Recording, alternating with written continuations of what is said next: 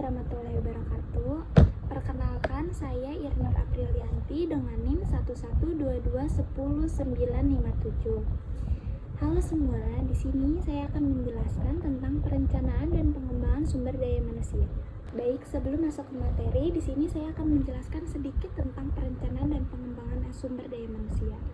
Jadi, perencanaan dan pengembangan sumber daya manusia adalah proses di mana sistematis memastikan bahwa tenaga kerja yang dimiliki perusahaan memadai, kompeten, dan berkualitas. Selain itu, perencanaan sumber daya manusia juga bertujuan untuk mengantisipasi perubahan lingkungan dan pengembangan strategi untuk memanfaatkan sumber daya manusia. Ada pula metode dari perencanaan dan pengembangan SDM terbagi menjadi dua. Yang pertama ada metode ilmiah dan metode non-ilmiah.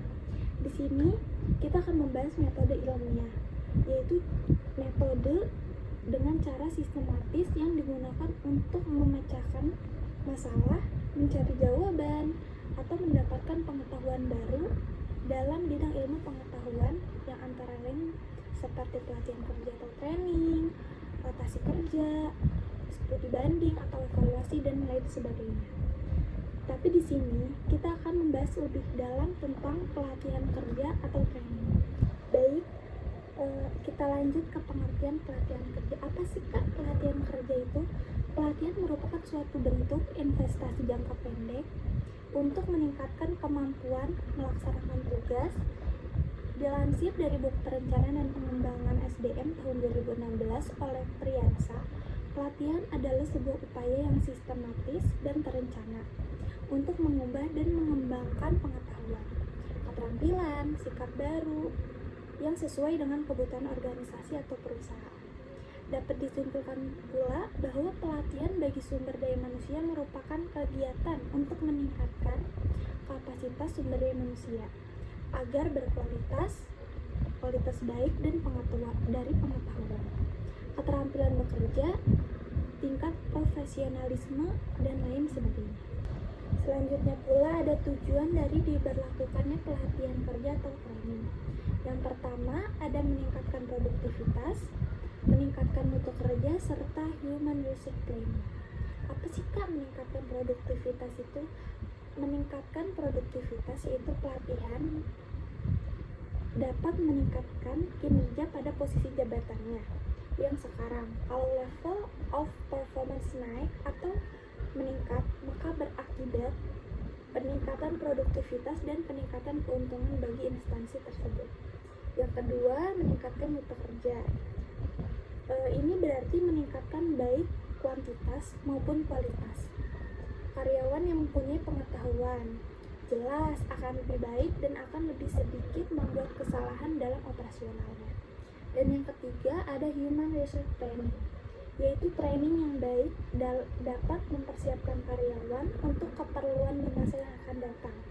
Apabila ada lowongan-lowongan, maka secara mudah akan diisi oleh tenaga-tenaga dari dalam instansi tersebut yang sudah siap untuk mengisi posisi tersebut. Lanjut lagi, ada manfaat dari pelatihan kerja. Menurut Siagan dalam bukunya Manajemen Sumber Daya Manusia tahun 2014, ada 7 manfaat program pelatihan dan pengembangan. Yang pertama, ada meningkatkan produktivitas kerja organisasi sebagai keseluruhan. Yang kedua, terwujudnya hubungan yang serasi antara atasan dan bawahan. Yang ketiga, terjadinya proses pengambilan keputusan yang lebih cepat dan tepat. Yang keempat, meningkatkan semangat kerja seluruh tenaga kerja dalam organisasi. Yang kelima, mendorong keterbukaan manajemen. Yang keenam, memperlancar jalannya komunikasi yang efektif. Dan yang terakhir, tumbuh rasa persatuan dan suasana kekeluargaan dalam organisasi tersebut. Lagi ada indikator dari pelatihan. Indikator program pelatihan yang efektif yang diberikan perusahaan kepada karyawan dapat diukur melalui yang pertama, ada isi pelatihan. Apa saja sih isi dari pelatihan tersebut? Yang kedua, ada metode pelatihan, ada sikap keterampilan, dan waktu pelatihan. Di sini kita akan membahas tentang isi pelatihan. Isi pelatihan yakni apakah isi program pelatihan relevan dan sejalan dengan kebutuhan pelatihan, dan apakah pelatihan itu up to date. Yang kedua, metode pelatihan, yaitu metode pelatihan yang digunakan atau yang diberikan tuh sesuai dengan gaya belajar peserta pelatihan, sudah update dengan masa terkini atau belum.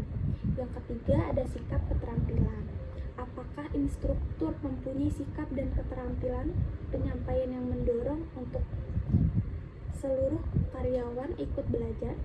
Dan yang terakhir, ada waktu pelatihan, berapa lama waktu pemberian materi pokok yang harus dipelajari dan berapa cepat tempo penyampaian materi tersebut agar mudah dipahami oleh karyawan. Selanjutnya ada perencanaan dan pelaksanaan pelatihan.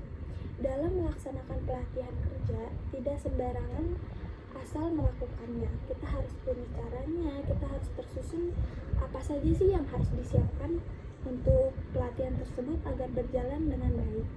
Nah, di sini sudah bisa dijelaskan. Yang pertama yang harus disiapkan yaitu menentukan waktu pelatihan.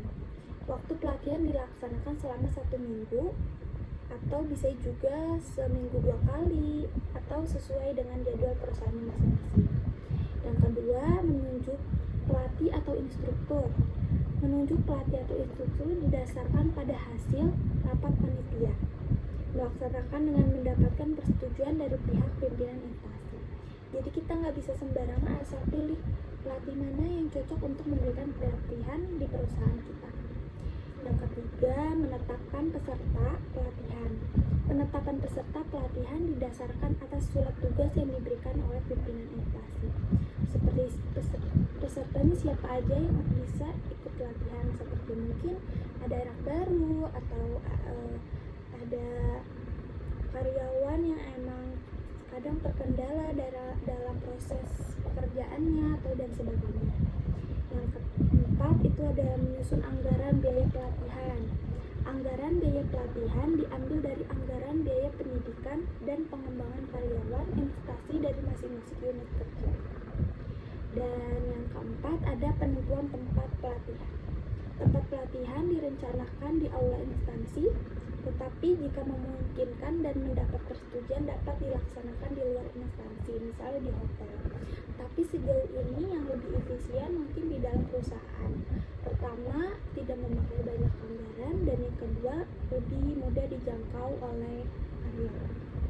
Dan yang terakhir ada penunjukan panitia pelaksanaan pelatihan. Penunjukan personal panitia pelaksanaan pelatihan diharapkan berdasarkan surat keputusan direktur atau pimpinan instansi.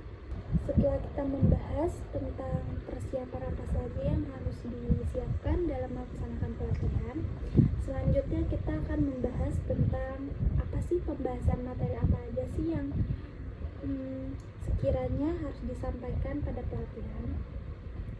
Berikut ada beberapa materi yang dapat diberikan pada saat pelatihan. Yang pertama ada pengelolaan manajemen kantor. Kedua ada tata naskah korespondensi. Yang ketiga ada psikolog kerja. Selanjutnya komunikasi kerja. Yang kelima kedisiplinan dan etika kerja. Yang keenam kepemimpinan kerja, dan yang terakhir pelaporan kerja.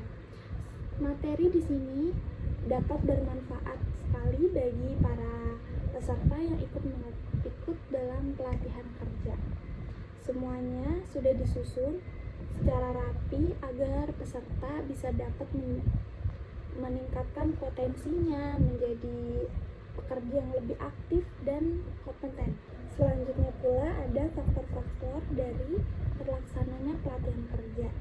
Yang pertama ada dukungan manajemen puncak, yaitu di mana dukungan kepemimpinan dari atas sangat berguna agar program-program pelatihan dan pengembangan dapat berjalan dengan baik. Yang kedua ada komitmen para spesialis dan generalis. Selain dukungan dari manajemen puncak, keterlibatan seluruh manajer baik spesialis maupun generalis sangat amat berpengaruh pada keberhasilan proses pelatihan kerja dan pengembangan. Tanggung jawab utama pelatihan dan pengembangan merupakan tanggung jawab manajemen lini. Sedangkan para profesional, pelatih, dan pengembangan hanya memberikan keahlian teknis. Yang ketiga, ada kemajuan teknologi.